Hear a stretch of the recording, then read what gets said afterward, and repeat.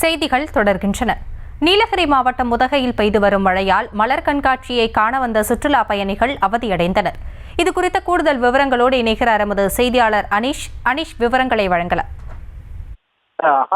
வணக்கம். உதகை மற்றும் அதன் சுற்றுவட்டார பகுதிகளில் கடந்த 5 நாட்களாக பகல் நேரங்களில் மிதமான மழையும் கனமழையும் மாறி மாறி பெய்து வந்த நிலையில் இன்று காலை உதகை மற்றும் அதன் சுற்றுவட்டார பகுதிகளில் தொடர்ந்து சாரல் மழையானது பெய்து வந்தது. இந்நிலையில் திடீரென்று கடந்த 2 மணி நேரத்திற்கு மேலாக உதகை மற்றும் சுற்றுவட்டார பகுதிகளில் தொடர்ந்து கனமழை பெய்து வருகிறது. மேலும் இதன் காரணமாக அரசு தாவரவியல் பூங்காவில் பெய்து வரும் மழையின் காரணமாக சுற்றுலா பயணிகள் பெரும் அவதிக்கு ஆளாகி உள்ளனர். இவர்கள் மழைக்கு சரியாக ஒதுங்க இடமில்லாததால் பூந்தொட்டிகள் அடுக்கி வைக்கப்பட்டிருக்கும் மலர் மாடங்களுக்கு அடியிலும் மரங்களுக்கு அடியிலும் மழைக்காக ஒதுங்கி உள்ளனர்.